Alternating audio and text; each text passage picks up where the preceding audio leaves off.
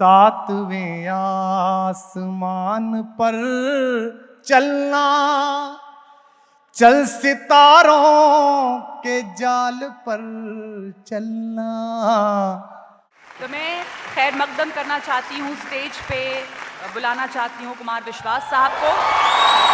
अब्दुल अजीज शायर कुमार विश्वास।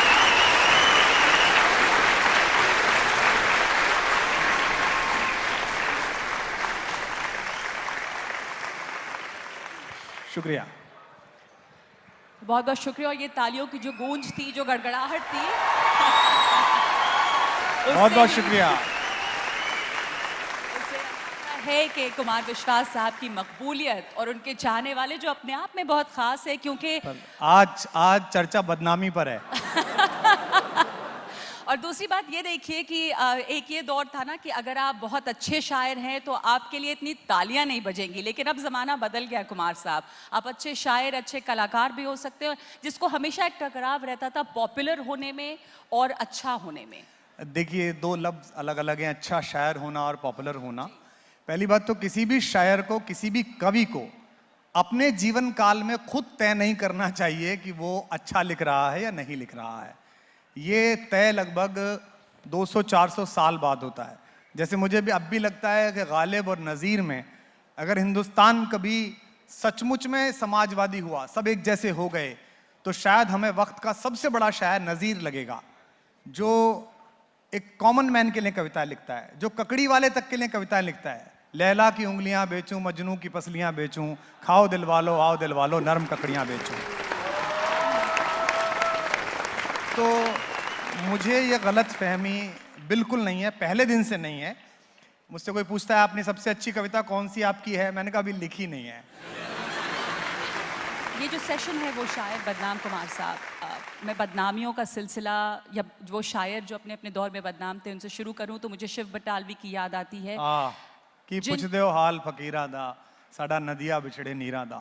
जी। और आज दिन चढ़िया, जिस तरह के दिन भर गाने जो इतने आज भी मकबूल हैं, वो उनके गानों पर आधारित है। लेकिन शिव बटालवी भी अपने दौर में एक पटवारी बनने के लिए, कभी एक क्लर्क बनने के लिए वो जद्दोजहद करते हैं, वो परेशान होते हैं, वो जहनी तौर पे तंग हो जाते हैं कि मैं किस तरह अपने आप को फिट करूं इस सोसाइटी में। वो इतने बेहतरीन शायर हैं। बावजूद इसके, तो ये जो शायर की मजबूरी होती है कि किसी तरह आप अपने आप को उस खाके में फिट करें जिसमें आप समाज को समझ में आए। देखिए, दो अलग अलग बात है। एक सोसाइटी है, एक क्रिएटर है, लेकिन वो क्रिएटर उस सोसाइटी का हिस्सा है। सोसाइटी को ये समझ में नहीं आता कि ये इंसान अलग बनाया है भगवान ने, इसका डीएनए अलग बनाया। सोसाइटी उससे उम्मीद करती है कि वो हमारे जैसा रहे, लेकिन हमसे कुछ अलग तरीके के नगमे कहे। यानी कि वो 3 बजे उठकर 4 बजे जागकर चांद का नगमा लिखता है। वो तो उसको अलग तरीके से चांद दिखता है। वो गाना तो चाहता है मजाज का नगमा, लेकिन ये भी चाहता है कि मजाज रात को 10 बजे सो जाए और सुबह 5 बजे उठ के प्राणायाम करे, उसके बाद आयुर्वेद की गोलियां खाए 2, कपालभाति भी कर हाँ, ले। उसके बाद वो अपना गाड़ी लेके टाई लगा के अपना ऑफिस जाए, बॉस के सामने यस सर कहे, शाम को आके फिर गजल कहे। तो ये संभव नहीं है। गजल वाला गजल कहेगा, ऑफिस वाला ऑफिस जाएगा। तो शिव बटालवी के साथ भी ये दिक्कत है कि जिंदगी में कुछ लोग कुछ चीजों को बहुत ज्यादा गंभीरता से ले लेते हैं। शिव ने मोहब्बत को बहुत ही सीरियसली ले लिया। इसलिए उन्होंने लंदन के एक इंटरव्यू में कहा मनमोहन सहगल से कि हम लोग स्लो सुसाइड कर रहे हैं। यानी कि जिंदगी को खत्म करने की जितनी जल्दी शिव को है, और इसीलिए वो बदनाम है। और बड़ा आश्चर्य है कि शिव ने वो सब विरोध झेला जो हर सक्सेसफुल शायर झेलता है। कहते हैं कि उनकी डायरियां जला दी गई थी उस दौर में, मतलब इतनी मुखालफत कुछ एक हिस्सा उनका करता नहीं, डायरिया तो नकबा उनकी जलाई दी गई चुराकर। बड़े शर्म की बात है कि पंजाब में आकाशवाणी में जो शिव की रिकॉर्डिंग हुई थी, उनको डिलीट करा दिया गया। आज मेरी बाद की जनरेशन को अगर शिव सुनना हो तो लंदन बीबीसी की एक रिकॉर्डिंग है जिसमें वो सुनते हैं कि कैसा स्टार था उनका। शिव अकेला आदमी है, बहुत दिन बाद हिंदुस्तान का एक ऐसा कवि, एक ऐसा शायर पंजाबी जबान का, जिसे सरहद के दोनों पार गाया जाता है।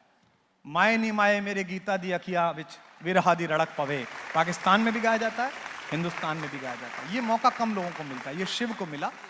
तो वो बदनाम इसलिए है कि वो शराब ज्यादा पीता था। शराब कुछ लोग पीते हैं, कुछ लोग नहीं पीते। मैं नहीं पीता, इससे मैं कोई बहुत बड़ा संत नहीं बन जाता। जो लोग पीते हैं, इससे कोई वो बहुत दरिंदे नहीं बन जाते।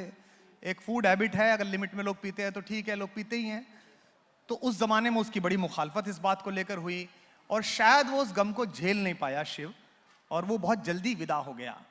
तो शिव हमारी याद के पहले बदनाम शायरों में है, जिसकी बदनामी गई, लेकिन शिव उन लोगों में भी है कि जब उनकी खुद की शादी हुई तो उनकी शादी में जो घर में महिलाएं गीत गा रही थी वो उनका खुद का लिखा हुआ गीत था, उनका खुद का माए नी माए गाया जा रहा था और वो ढोलक पे गाया जा रहा था। तो और वो जो एक कुड़ी जुदा नाम मोहब्बत, बहुत खूबसूरत, वो भी शिव बटालवी का। हाँ, वो अब नए लोगों को पता चला है, वो अनुराग की वजह से, अनुराग की वजह से है ना, नए लोगों को पता चला है उड़ता पंजाब की वजह से। जी जी। लेकिन उस जमाने में इस कंसीट को लाना, एक कुड़ी जड़ा नाम मोहब्बत, हम जैसे बिल्कुल हिंदी पट्टी के लोग, और हिंदी में भी हम कहां से हैं, आप तो फिर भी जबान में आपके यहाँ तो नुक्ता है, हमारे यहाँ तो नुक्ता छुट्टी पर है। हम मेरठ कमिश्नरी के लोग ना, आप तो लखनऊ और उधर के लोग हैं, तो आपकी जबान में मतलब बड़ा सीखना पड़ता है हमको भी। हमारे यहाँ का तो लड़का लखनऊ के लड़की से प्रेम विवाह करना हो या अफेयर करना हो तो उससे कहता है ना कि मैं इस तरह से तेरी जिंदगी में शामिल हूं। तो लड़की उससे कह देती है कि मेरी छोड़, पहले नुक्ते को शामिल कर, हम आपस में तब बात करेंगे। हमारे लिए शिव को समझना सिर्फ इसलिए क्योंकि शिव की जो वाइब्रेशन आती थी कि पुछ दो हाल फकीरां दा, साडा नदियां बिछड़े नीरां दा, जब वो गाता था हमें समझ में नहीं आता था, लेकिन हमारा कलेजा निकल के बाहर आ जाता था कि कोई गा रहा है।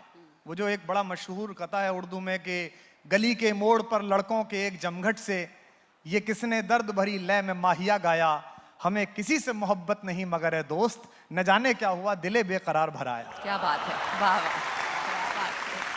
तो मैं शायर बदनाम का पहला शायर है शिव मेरी जिंदगी का। बिल्कुल बिल्कुल। और अंदाज़ा कीजिए कि ऐसे शायर, उनको अपने वालिद से, उनके वालिद और उनके बीच में खाई बढ़ती गई और वो उनके बोहेमियन लाइफस्टाइल से परेशान थे और चाहते थे किसी तरह से कोई एक क्लर्क बन जाएंगे, शादी कर ले और वही जो आपने कहा सुबह उठ के प्राणायाम करें, रात को जल्दी सो जाएं और एक रोजमर्रा की देखिए वालिद साहब जो तो होते हैं शायरों के साथ, नौजवान शायर कई बैठे हैं, मैं देख रहा हूँ नए बच्चे जो अच्छा लिखते हैं, नई नौबहार में जो आए थे, वालिद साहब जो थे वो कम समझते हैं सबके, अम्मा फिर भी समझती है, माँ फिर भी समझती है। जैसे मुझसे लोग पूछते हैं ना कि माँ के पैर के नीचे जन्नत होती है, सब लोग बोलते हैं ना मुनव्वर साहब तो पूरा एक PhD हैं, डिलीट हैं माँ पे। उस पे, हाँ माँ पे। और बाप के पैर के नीचे क्या होता है, मैंने कहा जूता।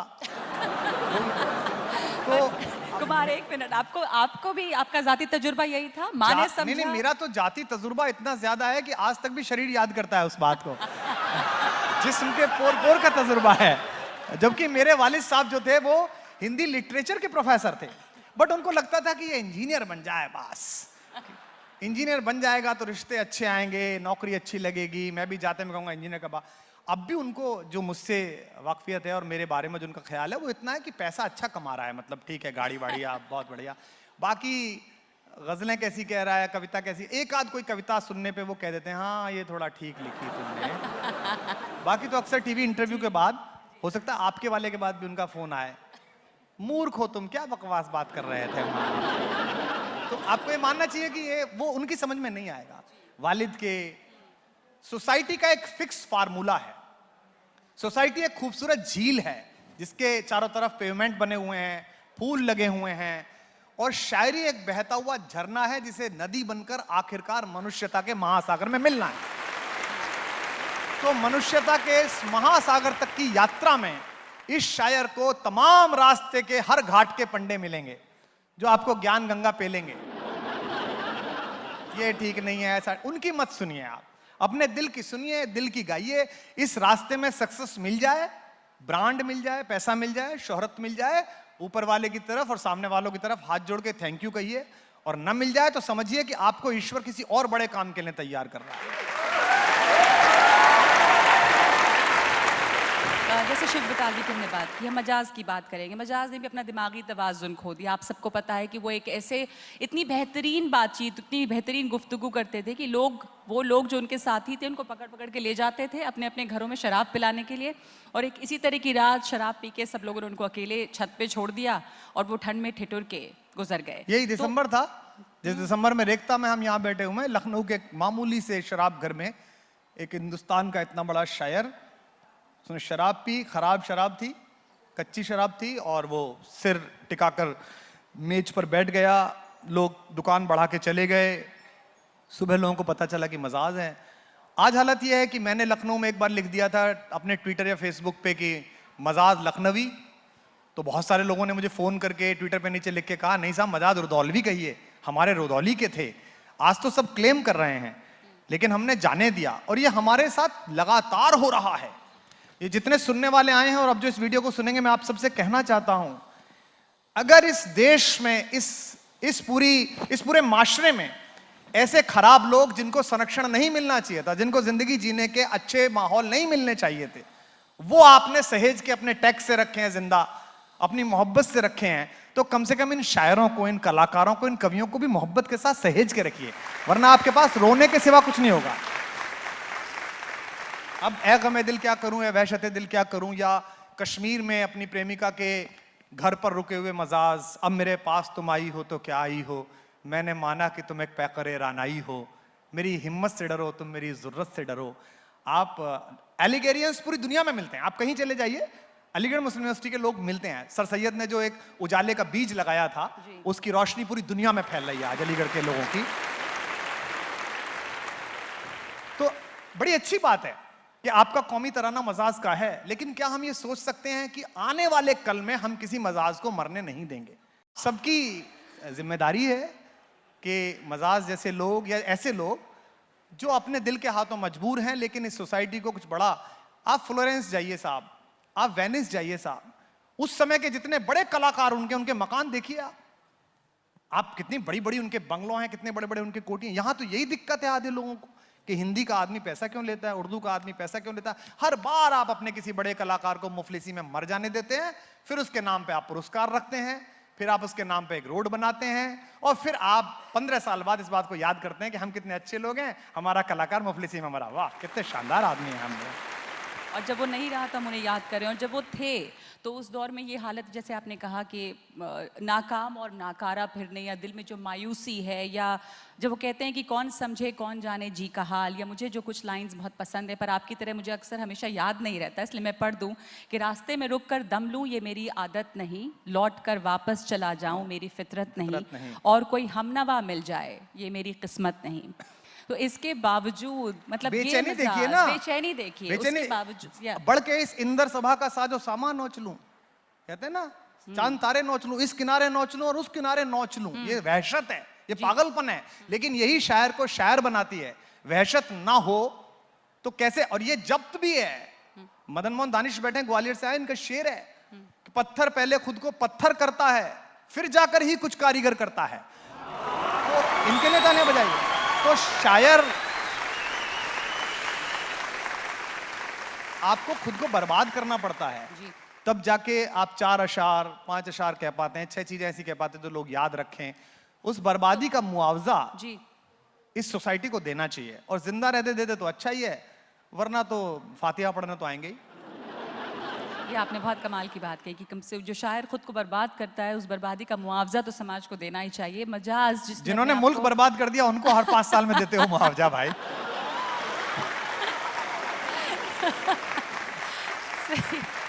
तो शायर को तो दो गई। जी, और वो मजाज, जैसे मैंने अभी कहा था कि लड़कियां इतनी दीवानी थी, उनके लिए एक शादी का रिश्ता खत्म हो जाता है और वो अपना दिमागी तवाजुन खो बैठते हैं। बड़े ईर्ष्या का विषय है मजाज। मतलब अब पहले क्या था, सब 500 किताब छपती थी, उसमें तो 2-3 गई अलीगढ़ मुस्लिम यूनिवर्सिटी में। उनके भी वालिद चाहते थे वो क्लर्क बन जाएं, नॉर्मल लाइफ हो जाए, सेटल हो जाएं, पर ऐसा कुछ हुआ नहीं। और उसके बाद जब वो दिमागी तवाजुन खो बैठते हैं, और उस जो वो बेचैनी है, मैं ये आपसे जानना चाहती हूँ कि क्या हर शायर के लिए ये वहशत ज़रूरी है?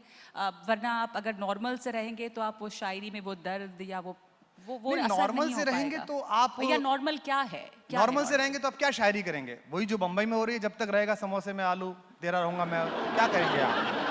आपको अलग कहना है, आपको जॉन के आसपास का कहना है, आपको तुलसी के खानदान में कुछ कहना है, तो आपका पागलपन बड़ा होना चाहिए।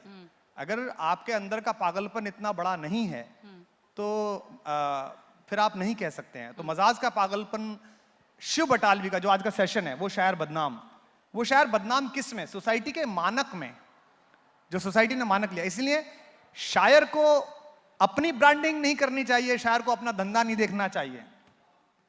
मतलब जो नए लोग सुन रहे हैं उन सबको बताना है, और ये सब ध्यान रखिएगा कि आप अपना काम मत देखिए, खुद अपने प्रोग्राम मत देखिए, बुकिंग मत देखिए, पैसे मत देखिए। आप सिर्फ उस वक्त को जीने की कोशिश कीजिए, अच्छा जीने की कोशिश कीजिए। क्या पता कब कौन सा बड़ा शेर ऊपर से उतरकर आपके सामने कहे कि बेटा मैं तेरे साथ चलने को तैयार हूं, और वक्त के पन्नों में वही शेर आपके साथ सफर करेगा, वही गजल, वही गीत आपके साथ सफर करेगा। सुदर्शन फाकिर भी मुझे याद आ रहे हैं। सुदर्शन फाकिर का कमरा कहा जाता था कि एक एस्ट्रे के जैसा था, और उसमें शराब की खाली बोतलें पड़ी होती थी, लेकिन फिर भी वो उस इलाके के तमाम हिंदी उर्दू शायरों का मरकज़ था।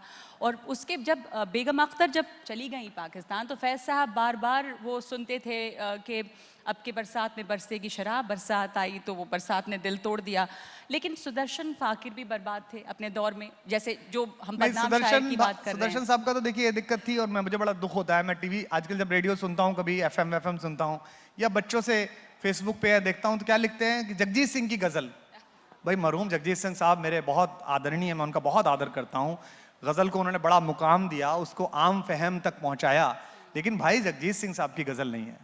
आप गजल कहते समय आप बोलो कि ये सुदर्शन फाकिर की गजल है, ये फैज की गजल है, ये फिराक की गजल है, क्योंकि आवाज तो एक जिस्म है, आवाज केवल एक जिस्म है। उसके अंदर जो लफ्ज की रूह है, जो शब्द की आत्मा है, वही उसको इमॉर्टल बनाती है, शाश्वत बनाती है। और जगजीत सिंह साहब अगर शाश्वत हुए हैं तो इसलिए हुए हैं कि उन्होंने अपनी आवाज को गालिब के दरवाजे पे खिदमतकार की तरह प्रस्तुत कर दिया कि हुजूर बड़े चाचा आपके सामने मेरी आवाज रखिए, बताइए क्या गाना। तो ये जितने बिकने वाले हैं, ये जितने गाने वाले हैं, जितने गा रहे हैं, इन सबको बहुत बहुत धन्यवाद कि ये हमको गा रहे हैं। लेकिन ये लफ्ज गा रहे हैं इसीलिए सुने जा रहे हैं, ये शब्द गा रहे हैं इसलिए सुने जा रहे हैं। रामचरितमानस की पोथी खोलकर किसी गांव में किसी चौराहे पे कैसा भी लंपट बैठ जाए, आप उसके सामने दोनों हाथ महाराज महाराज। क्यों? वो जो रामचरितमानस की पोथी के पीछे बैठा है उस आदमी का काम कुछ नहीं है। वो जो पोथी रखी हुई है मेरे बाबा की, जिसमें एक एक पंक्ति पीएचडी देने लायक है, जो उसने आत्मा को गला के लिखी है। और आपके शायर बदनाम में मैं चाहता हूं आप तुलसीदास को भी शामिल करें, जिसको बनारस से भगा दिया गया। बनारस के पंडितों ने कहा कि राम की कहानी, और वो भी अवधी में, क्योंकि इतना अहंकार था भाषा का। हमारे एक कवि हैं तुलसी के साथ के केशव दास, उन्होंने बुंदेली भाषा में कुछ कविताएं लिख दी, तो उन्होंने बाकायदा प्रायश्चित किया, आई एम सॉरी बोला। उन्होंने कहा भाषा बोल न जानी है जिनके कुल के दास। हमारे घर के नौकर भी हिंदी नहीं बोलते, हम तो संस्कृत में बात करते हैं। भाषा बोल न जानिए जिनके कुल के दास, तिन भाषा कविता करी जड़मति केशव दास। मैं मूर्ख हूं जो मैंने भाषा में कविता करी, लेकिन आज केशव की किताबें बीए और एमए के छोटे छोटे अंश में हैं, और भाषा में कविता लिखने वाले बाबा तुलसी अराउंड द ग्लोब गाए जा रहे हैं, 24 घंटे गाए जा रहे हैं। मुरारी बापू जब उन्हें गाते हैं, जब उठाते हैं, गुजरात के रहने वाले गुजराती भाषी मुरारी बापू नैरोबी में जाके जब गाते हैं तो हजारों हजार लोगों की आंख भीगती है। ये हमारे उस बदनाम शायर का पुण्य है। नगमा शायद आपको पता हो, पता नहीं, उनके बारे में तो ये कहते थे कि तुम ब्राह्मण ही नहीं हो, और वो बहुत शालीन है। बाबा बड़े, तुलसी बाबा बड़े विनम्र हैं, लेकिन जब गुस्सा आता है तो जूता वूता हाथ में उठा लेते हैं वो। उनको किसी ने कहा कि तुम तो ब्राह्मण ही नहीं हो, किसी ने आके कहा कि आपके बारे में तो ऐसा कह रहे हैं कि आप ब्राह्मण नहीं है, आपकी तो जाति फलाना। इतना गुस्सा वो कह रहे हैं, धूत कहो अवधूत कहो रजपूत कहो जुल्हा कहो कोई। मुझे धूत कहो अवधूत कहो रजपूत कहो जुलाहा कहो, काहू के बेटी से बेटा ना ब्याहब और काहू की जात बिगाड़ब न सोई। मुझे कौन सा लड़के का ब्याह करना है भाई? बाबा ने कहा काहू की बेटी से बेटा ना ब्याहब, काहू की जात बिगाड़ब न, मांग के खाई वो मस्जिद में सोई वो। मांग के खाता हूं मस्जिद में सो जाता हूं बाहर। और उस मस्जिद के बाहर सोकर राम की कहानी लिखी। ये जो राम के नाम पर जो दुकान है जो अभी बंद हुई है 2-3 जगह,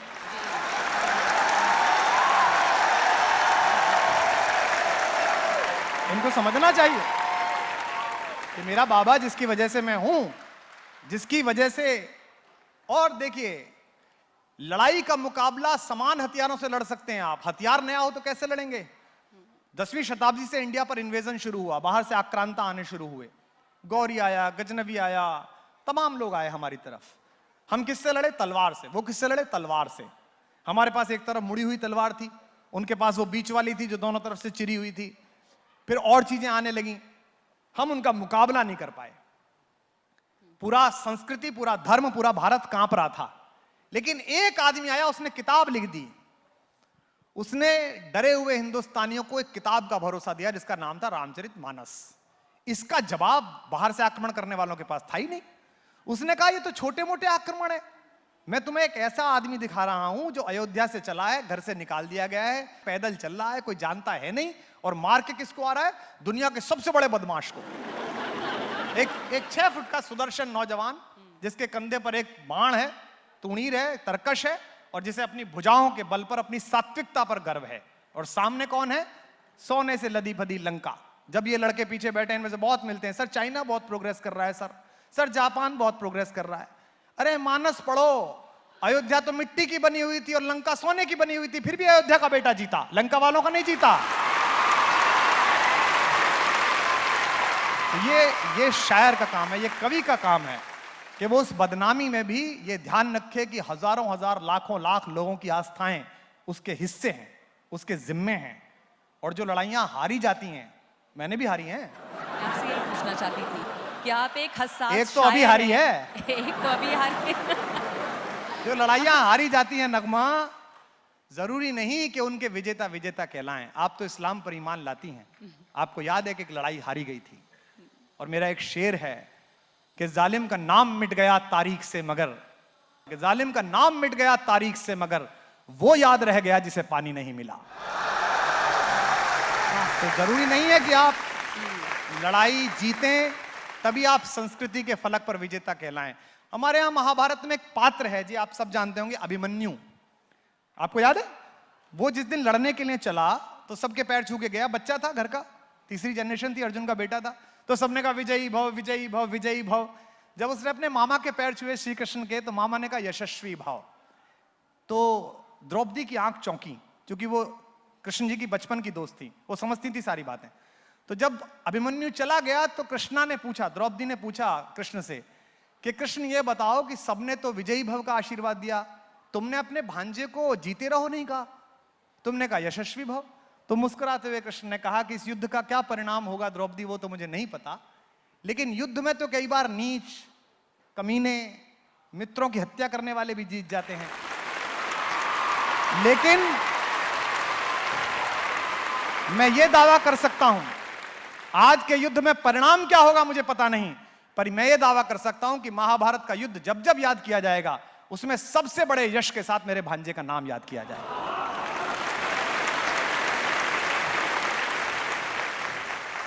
हो सकता है कि शिव बटालवी, हो सकता है कि मजाज, हो सकता है कि तुलसी अपने घर वालों के लिए हार गए हों, या उनके चारों तरफ जो लोग थे जिन्हें लगा हो कि तो बर्बाद हो गया, जिन्होंने शराबें पिलाई। मजाज की या शिव बटालवी की आपने रिकॉर्डिंग्स डिलीट करा दी। जिन चिरकुटों ने वो किया होगा उनके नाम पे कोई सेशन हो रहा है रेख्ता में। पर कुमार विश्वास जो एक हसास कवि, और जब वो सियासत में आते हैं और फिर उनके इर्द गिर्द भी वो दुश्मन भी होंगे, वो लोग भी होंगे जो उन वैसे एहसासात नहीं रखते हैं। आपने वो जंग कैसे लड़ी, कैसे जीती? आपके आसपास आपके घर वाले, आपकी पत्नी, आपकी बेटी यहाँ मौजूद हैं, उन लोगों ने आपको डांटा नहीं कि आप कहाँ कूद पड़े हैं और कैसे कैसे लोगों नहीं, उन्होंने नहीं डांटा। वो अब जरूर कहती हैं कि आप किन के साथ कूद पड़े थे,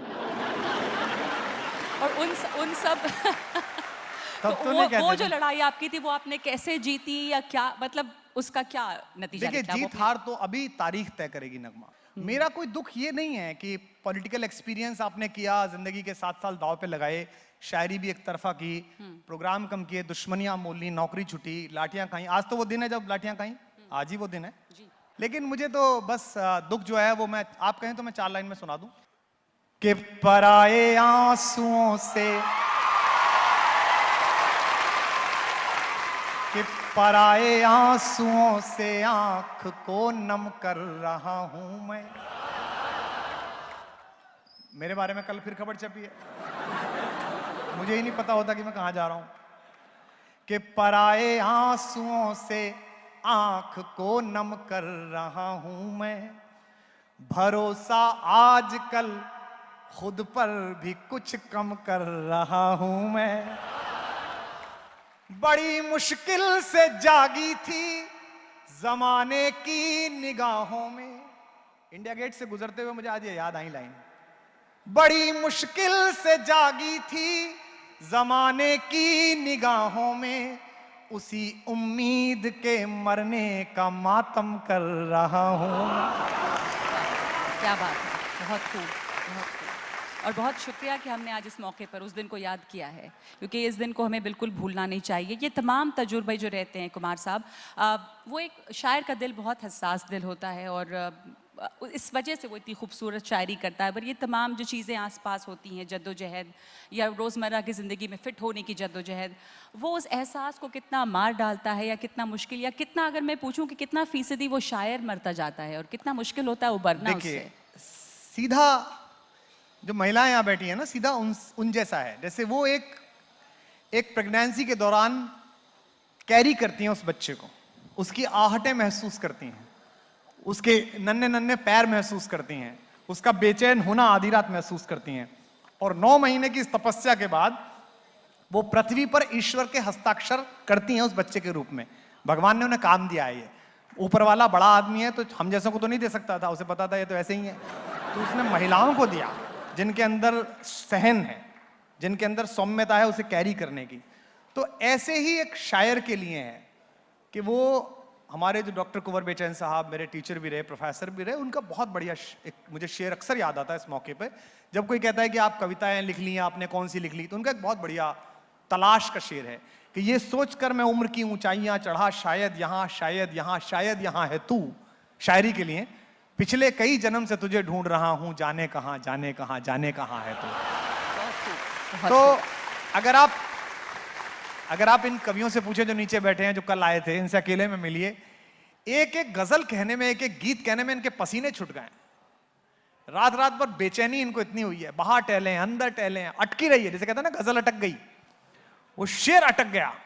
वो अब्बास ताबिश का शेर है कि डूबती नाव में सब चीख रहे हैं ताबिश, डूबती नाव में सब चीख रहे हैं ताबिश, और मुझे जिद के गजल मेरी मुकम्मल हो जाए।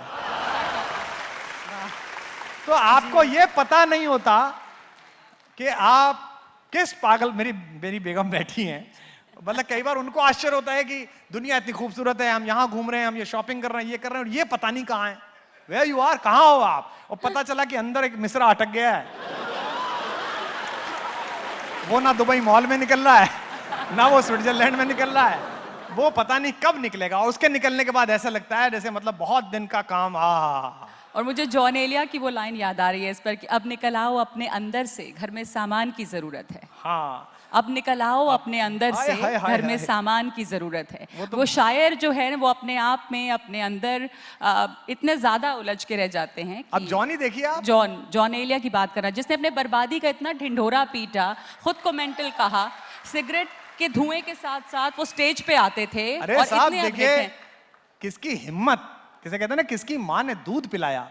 जॉन एलिया बनने के लिए आपको क्या करना पड़ता। उर्दू का इतना बड़ा आदमी जो लुगत कमेटी का चेयरमैन था, लुगत कमेटी यानी कि राज्य भाषा समिति, जो यहाँ हरिवंश राय बच्चन काम कर रहे थे वो पाकिस्तान में जॉन कर रहे थे, बड़े आदमी थे, सारे प्रेसिडेंट्स जानते थे। और वो आदमी लाउडली शेर कह रहा है कि है पहलू में टके की एक हसीना, है पहलू में टके की एक हसीना, तेरी फुरकत गुजारी जा रही है। उनकी गजल है, तो क्या बादे बहारी जा रही है, पिया जी की सवारी जा रही है पहलू में टके की एक हसीना, तेरी फुरकत गुजारी जा रही है। उनसे मतलब वो जो कहने की हिम्मत है, जो कबीर में है, वो शायर बदनाम, वो भी बदनाम है बिल्कुल। कबीर में जो हिम्मत है, बनारस में रहकर, बनारस कहाँ, पांडित्य का गढ़, हाँ वहां सभी खलीफा हैं। हाँ, कहीं आपको बना, अरे गुरु रहन दो, हमको सब पता, कहा नगमा वगमा बोलता है यहाँ तो।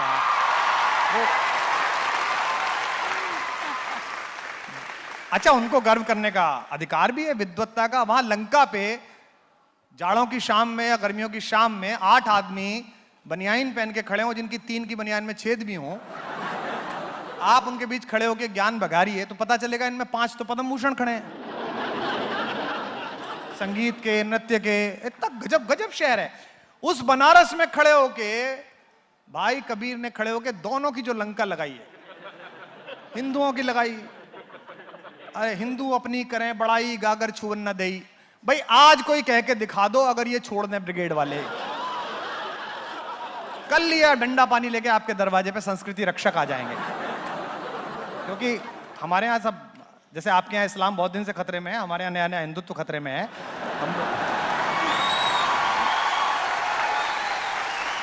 हम लोग दोनों खतरे में हैं, आप और हम दोनों खतरे में हैं। वो उसने लाठी निकाली अपनी, रामानंद जी के शिष्य ने, कबीर ने, और दोनों को खदेड़ा। अरे हिंदो राह न पाई, हिंदू अपनी करें बड़ाई, गागर छुअन न देई। समझ में आती होगी इतनी? हिंदू नहीं आती होगी तो समझो ये वक्त की जरूरत है, ये नहीं समझोगे तो ना समझे जाओगे तुम। अगर कबीर नहीं समझोगे तो खत्म कर देंगे हमको, तुमको मिलके खत्म कर देंगे नरबख्शी जो खुलेआम घूम रहे हैं इस समय इस देश में। कहते हैं अरे हिंदो राह न पाई, हिंदू अपनी करें बड़ाई, गागर छुअन न देई, वैश्या के पायंतर सो में। ये देखो हिंदू भाई, मुसलमान के पीर औलिया मुर्गी मुर्गा खाई, खाला केरी बेटी ब्याह में घर में करें सगाई। लिखा उसने। ये जो ताकत है लठ लेके हाथ में बोलने की, कंकर पाथर जोड़ के, काकर पाथर जोड़ के मस्जिद लई बना है, ताचड़ मुल्ला बांग दे, क्या बहरा हुआ खुदा है। और आप बनारस चले जाइए, मैं अभी बनारस में था, 2 कार्यक्रम करके आया, फिर बनारस से आगे कहीं बलिया गया था। क्या भीड़ है 24 घंटे बनारस में, हर आदमी को लगता है मोक्ष यहीं से मिलेगा। काशी एक को तो मिल ही रहा है।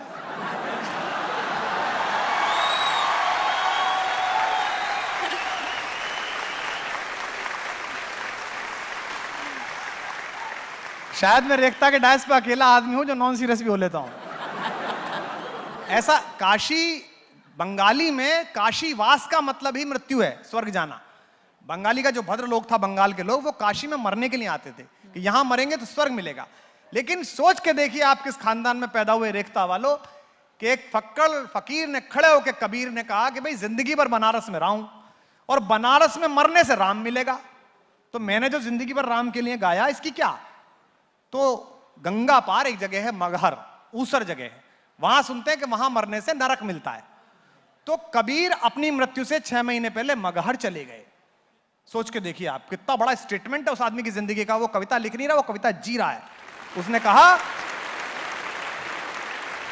शायद अगली पंक्ति पर आपकी ज्यादा स्वीकृति आए कबीर के लिए, उसने कहा क्या काशी क्या ऊसर मगहर, राम हृदय बस मेरा, जो काशी तन तजय कबीरा, रामे कौन नहीं हो रहा।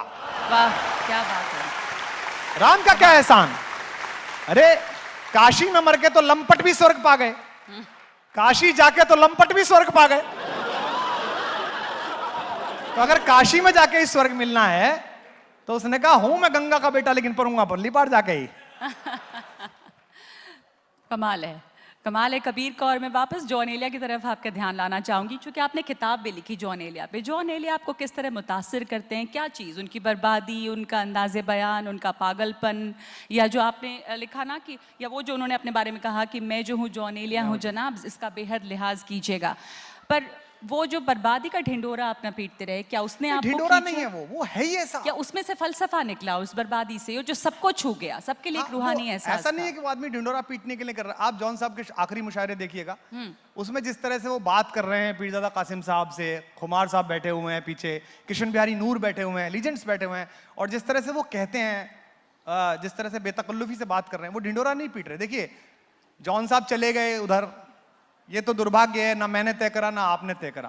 ये रिजवी साहब बैठे, इनका एक मुशायरा हुआ था, मुझे याद आ गया, उसमें हिंदुस्तान पाकिस्तान के दोनों के कमिश्नर आए थे, तो दोनों ने भाषण दिया। हिंदुस्तान पाकिस्तान के 6-6, 7-7 बड़े बड़े शायर थे, पीछे लिखा हुआ था इंडो पाक मुशायरा। तो पाकिस्तान के एम्बेसडर ने भाषण दिया कि भाई मैं दोनों मुल्कों के लोगों का इस्तकबाल करता हूँ, अच्छा है। हिंदुस्तान के जो एम्बेसडर साहब थे, जो हाई कमिश्नर थे, उन्होंने कहा कि मैं जूनियर कैम्ब्रिज में पढ़ा, उसके बाद मैं ऑक्सफोर्ड में पढ़ा, फिर मैं IFS में चला गया, तो मैं अंग्रेजी में लिखता हूँ, अंग्रेजी में बोलता हूँ, यहाँ तक कि सपने भी अंग्रेजी में देखता हूँ। तो जब मैंने निजामत शुरू की तो मैंने ये कहा कि भाई जो पाकिस्तान के राजदूत हैं उनसे तो बात करने का एक प्रोटोकॉल है, मैं नहीं कर सकता। जो हिंदुस्तान के एम्बेसडर हैं ये मेरे घर के हैं। मेरा इनसे इतना निवेदन है कि ये अंग्रेजी में लिखें, अंग्रेजी में बोलें, अंग्रेजी में सोचें, लेकिन ख्वाब हिंदी या उर्दू में देखें, क्योंकि जो पीछे हिंदुस्तान और पाकिस्तान लिखा हुआ है ये उन दो लोगों का कर्तव्य है जो ख्वाब तक अंग्रेजी में देखते थे, हमारी ओर भी और उनकी ओर भी।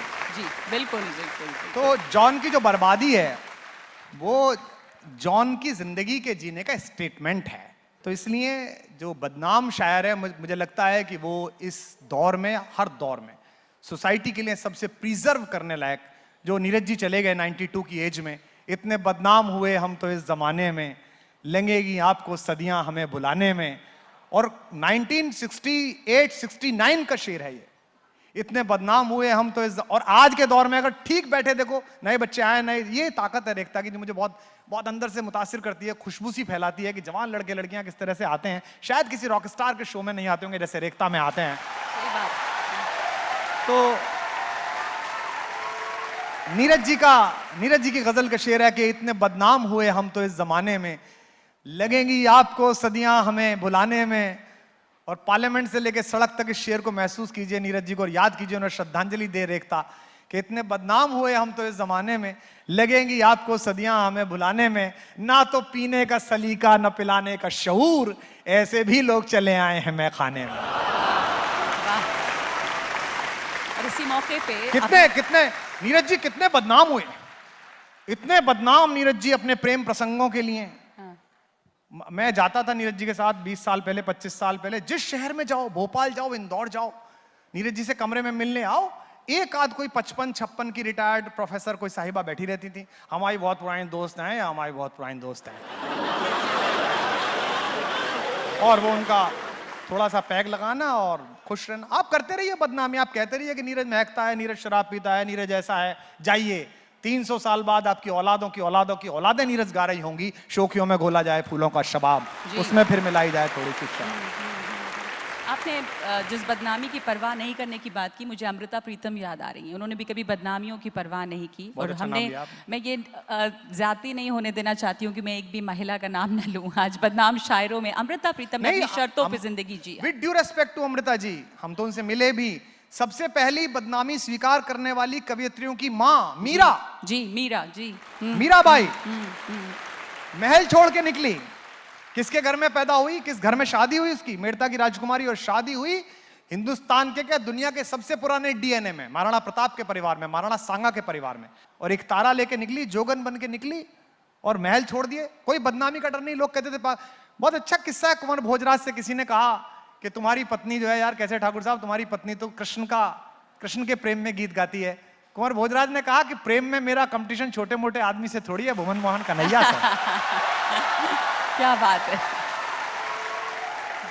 तो मीरा देखिए आप, और हमारी माँ है वो, इसीलिए मेरे मुंह से कभी माँ मीरा के बिना शब्द नहीं निकलता। हनक कितनी है।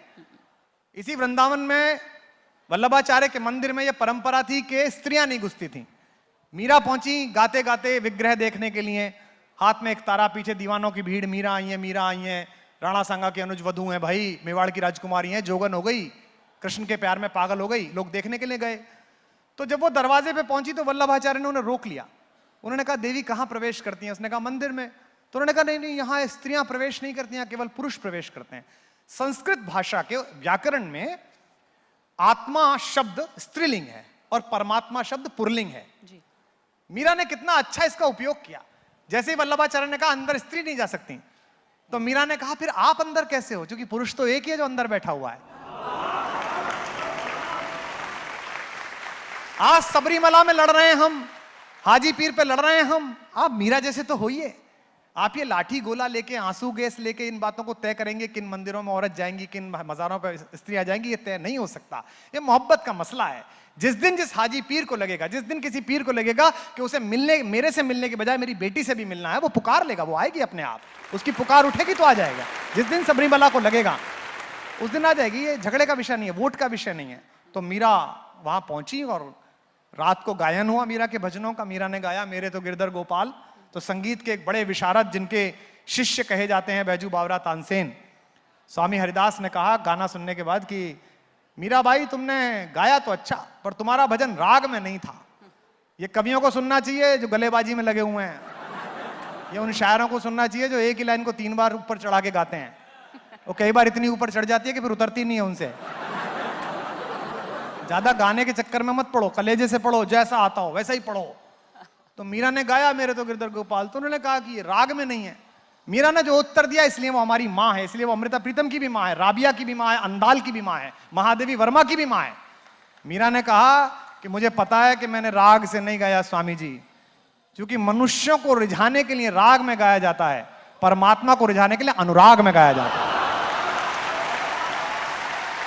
तो पहली बदनाम शायरा, पहली लोक निंदा, लोक चर्चा, लोक समीक्षा की पात्र हमारी मां वो मीरा है, जिसके साथ साथ फिर राबिया हुई कश्मीर में, अंदाल हुई, अमृता प्रीतम हुई, महादेवी वर्मा हुई, फिर तो एक बड़ी अपने परवीन शाकिर जी, कश्मीर में ललदत देखिए, परवीन शाकिर देखिए, कमाले जब्त को इस तरह आजमाऊंगी मैं, अपने हाथ से उसकी दुल्हन सजाऊंगी, वो झूठ बोलेगा और लाजवाब कर देगा, मैं सच कहूंगी और फिर भी हार जाऊंगी। अगर औरत होने में सचमुच लिखने लगे, लेकिन इसके लिए एक विशेष प्रकार की सामाजिक असहमति का सामना करना पड़ेगा। आपको इस डर से बाहर आना पड़ेगा कि फला क्या कहेगा, फला क्या कहेंगे। मैं अक्सर नए लोगों को इस मंच से प्रमोट करता हूं, आप सबको सुनाऊं। मैंने अभी एक MCA की हुई लड़की को सुना दुबई में जी, अंकिता सिंह को। हर औरत ये चाहती है कि उसका जो बच्चा है वो बाप जैसा बने, अपने फादर जैसा बने, या उसके फादर जैसा बने, नाना जैसा बने। उस लड़की ने अलग ही गीत कहा। उसने कहा कि हर तुलसी की जमी बनोगे, नम आंखों की नमी बनोगे, मेरे बेटे कसम तुम्हें है मर्द नहीं आदमी बनोगे। मेरे बेटे कसम तुम्हें है मर्द नहीं आदमी बनोगे, पापा चाचा नाना या दादा से नहीं बनोगे तुम। उसमें लिखा उसने कि औरत के होने में एक बाधा सी नहीं बनोगे तुम, पापा चाचा दादा या नाना से नहीं बनोगे तुम। ये अगर कहने पे आए, लेकिन उसके लिए वही वाले क्रांतिकारी बनना पड़ेगा, अंदर से लिखने वालों को सोचना बंद करना पड़ेगा कि लोग क्या कहेंगे। क्रांतिकारी की बात आपने की, इसके पहले की मेरे ख्याल से सेशन में थोड़ा कम वक्त होगा, पर मैं बाबा नागार्जुन को याद करना चाहती हूँ, जिन्होंने उस दौर के तमाम सियासतदानों को, कुछ तालियां बाबा के नाम पे आती हैं। जी जी बिल्कुल, तमाम सियासतदानों के सामने खड़े हुए, उनकी इतनी हिम्मत थी। 3 पीढ़ी, हाँ बिल्कुल। नेहरू जी के जन्मदिन पर, नेहरू जी हार चुके थे चाइना का युद्ध, नेहरू जी का जन्मदिन था 3 मूर्ति पे, और अगर आप लोग दिल्ली घूमते हो तो 3 मूर्ति के बगल में ही हरिवंश राय बच्चन जी की कोठी थी जी, साथ में लगी हुई। शाम को नेहरू जी के जन्मदिन पर कवि गोष्ठी थी। ये आज की डेट में नहीं है कि ये नए वाले जो बने हैं ये अपने यहाँ कवियों को नचाते हैं, ये पहले भी होता था। अच्छा हुआ हम तब पैदा नहीं हुआ, हम तब भी नहीं गए होते जो अब भी नहीं गए। ये लाल किले हमारे लिए भले ही नहीं है, हमारे लिए तो दिलों के किले बने हैं। तो नेहरू जी का जन्मदिन था, सारे बड़े कवि आए हुए थे हिंदुस्तान के, बच्चन जी ने कवि गोष्ठी रखी थी, नागार्जुन आए हुए थे किसी संदर्भ में, नागार्जुन मिलने गए थे बच्चन जी से। तो इंदिरा जी उनको सुन चुकी थी शांति निकेतन में, इंदू कहते थे, तो इंदू जी बुलाने आई कवियों को कि भैया प्रोग्राम शुरू होने वाला, जैसे आपको हमको तबस्सुम जी कहने आई थी आइए। तो देखा बाबा नागार्जुन बैठे हैं, तो इंदू जी ने कहा कि बाबा आप भी चलिए, पापा की बर्थडे है, आप कविता। तो नागार्जुन ने कहा, जवान नागार्जुन ने, कि इंदू तुम्हारे पिताजी हमारी कविता सुन नहीं पाएंगे। अब इंदिरा जी तो बहुत शालीन थी और स्वीकार करने वाली थी। इंदिरा जी ने कहा नहीं नहीं कोई बात नहीं, आप चलिए, सब स्वीकार करेंगे, आप चलिए, मेरा इसरार किया। बच्चन जी ने भी शर्मा शर्मी कहा कि चलिए चलिए। तो नागार्जुन गए और ताकत देखिए, हिंदुस्तान का इतना बड़ा मसीहा, आज के लोगों की तो क्या ताकत होगी, नेहरू के बारे में कुछ भी फैला लो आप यार, कुछ भी आप व्हाट्सएप यूनिवर्सिटी पे अपना सिलेबस भेजते रहो, कोई फर्क थोड़ी पड़ता है उससे। हिंदुस्तान की आजादी के आंखों को भाखड़ा नागल बांध और IIT IIM का ख्वाब देने वाला आदमी अगर आपको पसंद नहीं है तो ये आपकी दिक्कत है भाई, हमारी दिक्कत नहीं है। ये आपकी दिक्कत है। रेखता वालों, क्या कहने वाले का कलेजा होगा और क्या सुनने वाले का जब्त होगा। वो आदमी जिसे नासिर टीटो दोनों सलाम करते थे, वो आदमी जिसे अमेरिका और रूस अपने खेमे में लेना चाहते थे, वो आदमी जो गांधी का दत्तक पुत्र माना जाता था, वो आदमी जिसे प्रोफेसर लास्की प्यार करते थे इकोनॉमिक्स के, लंदन कॉलेज ऑफ इकोनॉमिक्स के, उस आदमी को सामने बिठाकर एक नौजवान शायर नागार्जुन ने कविता पढ़ी, वतन बेचकर पंडित नेहरू फूले नहीं समाते हैं, फिर भी गांधी की समाधि पर झुक झुक फूल चढ़ाते हैं। और ये नेहरू ने सुनी। ज्यादा बड़ी ताकत यह है कि नेहरू ने सुनी और उसके बाद नेहरू ने यह नहीं कहा कि इनको ईडी का सामान भेज दो, इनके घर सीबीआई भेज दो, इनके घर पुलिस भेज दो, ये नहीं कहा नेहरू ने। कमाल है। नेक्स्ट, नेहरू के बाद नेहरू दिवंगत हुए, हिंदुस्तान आगे बढ़ा, इंदिरा जी आई, इंदिरा जी को सत्ता का अहंकार हो गया, उन्होंने आपातकाल लगा दिया, नागार्जुन जेल में बंद हुए और नागार्जुन ने वहां से कविता लिखी, इंदु जी क्या हुआ आपको, सत्ता पाते ही भूल गई बाप को, हैं? इंदु जी क्या हुआ आपको, बेटे को ताड़ दिया भूल गई बाप को। और क्या था, रानी महारानी तुम, हिटलर की नानी तुम। ये कविता लिखने का कलेजा बाबा नागार्जुन में चाहिए और सुनने का कलेजा सामने बैठे सत्ताधीशों में चाहिए। और नहीं सुनोगे तो ऐसे ही सुना दिए जाओगे जैसे आजकल सुनाए जा रहे हो। वो बाबा नागार्जुन है ना जो कह रहे हैं, जनता मुझसे पूछ रही है क्या क्यों? बदलाऊं, जन कवि हूं साफ कहूंगा क्यों हकलाऊं। अब सवाल है कि इस तरह के कवि भी हैं क्या जो इस हिम्मत करते हैं जन कवि बनने की और बिना हकलाए बात करते हैं। अभी है थोड़ा कम और है। लाल किले में ना जाएं और दरबारी ना बन जाएं।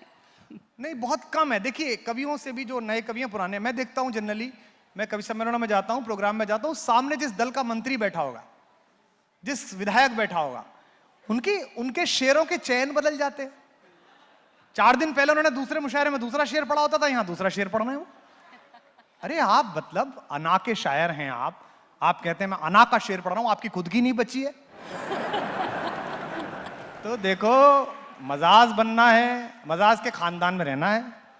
ये मैं इसलिए उत्साहित हूं कि मैं देख रहा हूं कि नई बहार के और नए, बिल्कुल नए लड़के लड़कियां जो इन दिनों अच्छा कह रहे हैं, उनमें काफी बच्चे बैठे हुए हैं। मजाज बनना है, जॉन बनना है तुम्हें, सब कुछ बनना है तुम्हें, लेकिन ये उन रास्तों से नहीं बनना, अकादमियों की रास्ते से नहीं बनना। आप जब तक ये आवाम जो पीछे आपके लिए दाद देती है, और आप तो अच्छे दौर में पैदा हुए हो यार, एक एक रात के आपको जो भी हो 15, 20, 30 हजार मिलते हैं। नागार्जुन से पूछो, चने खाकर शासन से लड़ाई की है, अहंकारों से लड़ाई की है। निराला से पूछो, फैज को क्या जरूरत थी आज बाजार में पा बदौला चलो लिखने की, फैज को क्या जरूरत थी, जियाउल हक के अहंकार के खिलाफ लड़ने की क्या जरूरत थी। वो भी आंखों की खूबसूरती पे नज्म कह के किससे गवा सकते थे, लेकिन फैज इसीलिए जिंदा है कि वो बदनाम शायर हवाओं के खिलाफ लड़ा और वक्त की आंधी के साथ नहीं बहा, वही जिंदा रहेगा। और ताज उछाले जाएंगे जब, जी जब हम देखेंगे और देख रहा है आज भी देख रहा है। और हर दौर में फैज की जरूरत पड़ेगी, क्योंकि हर दौर में जियाउल हक आएंगे, हर दौर में हिटलर आएगा, वो नाम बदल के आएगा, वो पार्टी बदल के आएगा, वो कपड़े बदल के आएगा, हर दौर में आएगा वो। आप काम खत्म मत समझिए, काम खत्म नहीं हुआ है। हमको देखिए, हमको तो कई लेयर के हिटलरों से लड़ना पड़ रहा है। छोटे बड़े तमाम तरह के हैं। अच्छा कुमार साहब, आप दूर दराज मतलब हिंदुस्तान के बाहर इतनी सारे नवाजिशों से सम्मानित किए गए, आप गूगल हेडक्वार्टर्स में बुलाए गए, आप कनाडा गए, कैलगरी, हिंदी के कवि के तौर पे इतने सम्मानित, पर यहाँ हिंदुस्तान में आप इन सरकारी नवाजिशों से इतने दूर क्यों रहे, इनाम से? अब हम जो कर रहे हैं, अभी जो हमने किया है इतनी देर, मतलब आप क्या समझती हैं, हम ये भी करें और वो सम्मान भी दें? आपको बहुत भोली हैं आप।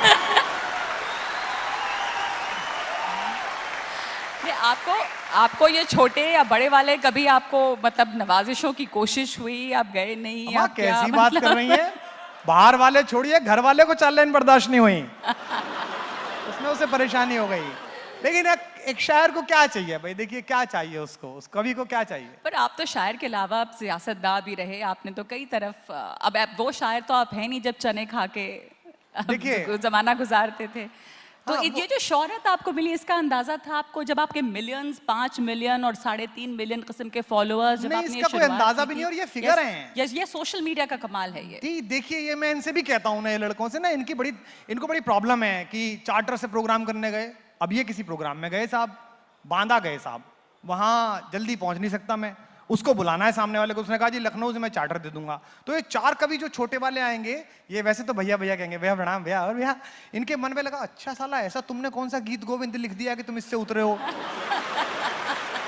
ऐसा कुछ नहीं है, ये जायचा है, ये जन्म कुंडली है।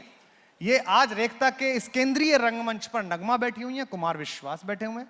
इंशाअल्लाह रेखता हजारों साल सैकड़ों साल चले, 20 साल बाद 30 साल बाद कोई और बैठा होगा, कोई और इंटरव्यू दे रहा होगा यहाँ पर। और नहीं है तो बहुत पीछे मत जाइए, अपने बड़े खलीफा साहिर को सुन लीजिए। कल और आएंगे नगमों की खिलती कलियां चुनने वाले, हमसे बेहतर कहने वाले, तुमसे बेहतर सुनने वाले। तो ये अहंकार सत्ता को होता है कि मैं ही रहूंगा 2024 तक, 29 तक। कुमार विश्वास को नहीं होता। हमको तो बड़ी खुशी है इस बात की कि चलो इतने साल बीते, अब मंच पर कुछ लड़के लड़कियां तो हैं जो खड़े होने से कहते हैं कि आदरणीय कुमार भैया बैठे हैं, तो चलो हम आदरणीय तो हुए। पहले तो हम ही पहले नंबर की कविता पढ़ते थे, निदा फाजली साहब का बैग उठाते थे, अमा डॉक्टर झाड़े रहो जरा लाओ, ऐसे बोलते थे निदा भाई।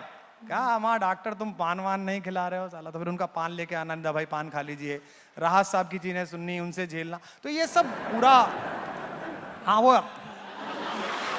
शुरुआती दौर में आपको जो मुश्किलें झेलनी पड़ी, बहुत ज्यादा। बौद्धिक आतंक जो रहता है, या जो अदबी लोग होते हैं और अब जो भी बड़े है। प्योरिटन होते हैं, वो अब भी है। हमने जॉन एलिया पर एक किताब संग्रहित करी। भाई मैं हिंदी का आदमी, मुझे उर्दू की लिपि नहीं आती, मैं उर्दू ट्रांसलेटेड पढ़ता हूं। क्या खराब बात है, नहीं आती नहीं आती, उस वक्त मौका नहीं मिला, वक्त नहीं था, इंजीनियरिंग के विद्यार्थी थे, नहीं पढ़ पाए। अब टाइम नहीं मिल रहा। एक मौलाना लगाए थे पढ़ाने के लिए पड़ोस की मस्जिद के, वो सुबह आके तेलंगाना में जीतेगा कौन, इस पे चर्चा करते थे आके।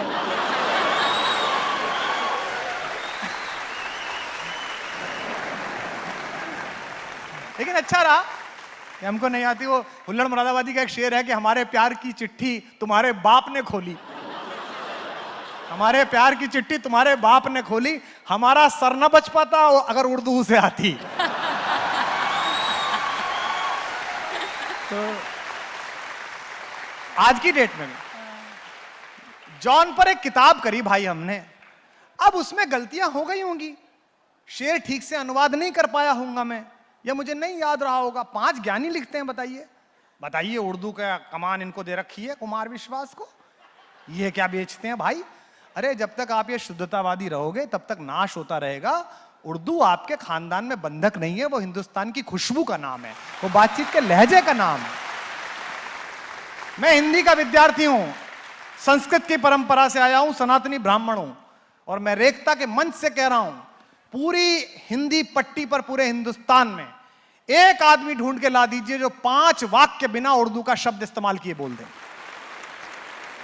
और मैं ऐसा बहुत देखता हूं कि नारे लगाने वाले बाद, धर्म का परचम लहराने वाले लोग, अबे कितना भी धर्म का परचम फैला लो, गर्लफ्रेंड को एसएमएस भेजेगा तो उसमें एक शेर तो उर्दू का देगा भाई।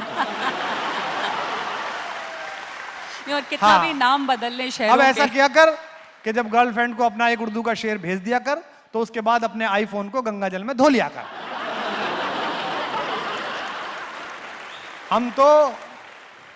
हम तो बद्रीनाथ गए थे, रास्ते में केदारनाथ जी गए थे, वहां भी गजल गाते जा रहे थे। और हमारे यहाँ तो बड़ा अजीब है नगमा जी, हमने अभी वो गंगा स्तुति तैयार की शंकराचार्य की, देवी सुरेश्वरी भगवती गंगे। तो वो जो तैयार की, वो हमारे 2 दोस्त हैं हमारे म्यूजिक बैंड में, एक जफर भाई हैं जो कंपोजर हैं और एक आमिर भाई हैं तबला बजाते हैं। उन दोनों ने तैयार की। रमजान के दिन थे। एक दिन शाम को जफर ने आके मुझसे बड़ी प्यारी बात कही, मुझसे बोला सर बड़ा गड़बड़ हो गया है। मैंने कहा क्या हो गया है? बोले सर वो इतने दिन से धुन बना रहा हूँ, देवी सुरेश्वरी भगवती गंगे, इतनी धुन बनाई है, इतना म्यूजिक लगाया है कि आज शाम को नमाज पढ़ने जा रहा था तो अंदर मस्जिद में जाते हुए देवी इरशाद ये सर सुना दें कुमार साहब। इसे कहते हैं ये हिंदुस्तान, इसकी जड़ों में जो मट्ठा डालेगा हम उसके खेत में चरस बो देंगे।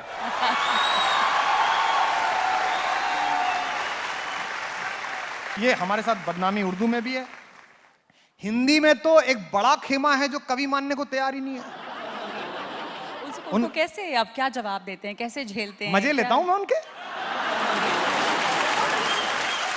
और अब तो मैं नहीं लेता, मेरी जगह ये लेते हैं उनके मजे। एक लिखता है उसके नीचे 50 लिखते हैं। अच्छा उनकी कविता कैसी है? चिड़िया उड़ी तो आसमान ने पूछा कि धूल मटमैली क्यों है समाप्त। अब ना चिड़िया को पता, ना धूल को पता, ना मटमैली को पता।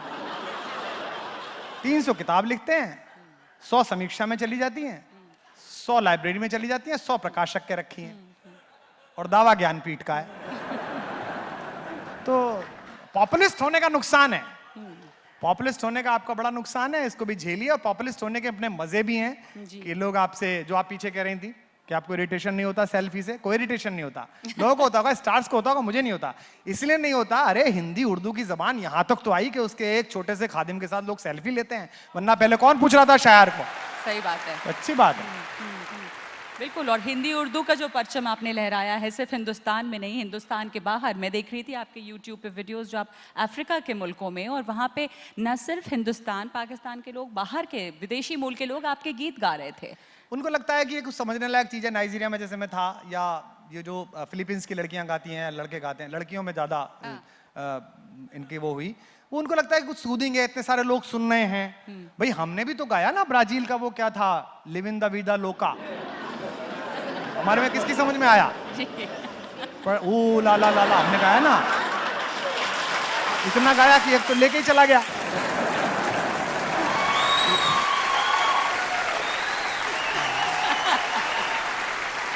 तो उर्दू को खुदा के लिए, भगवान के लिए, ईश्वर के लिए, गालिब के लिए, हिंदी और उर्दू वालों थोड़ा सा ढीला छोड़ दो भाई।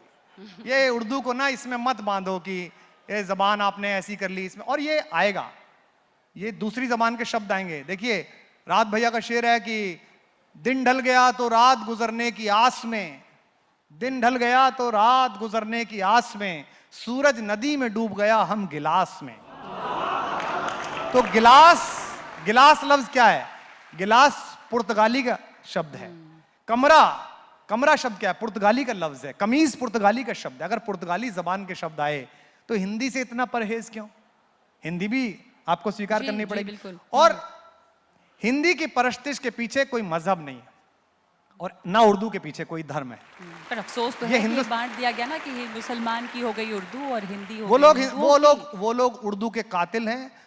रामपुर घराने का एक शेर है, कत्ल उर्दू का भी होता है और इस निस्बत से, कत्ल उर्दू का भी होता है और इस निस्बत से लोग उर्दू को मुसलमान समझ लेते हैं।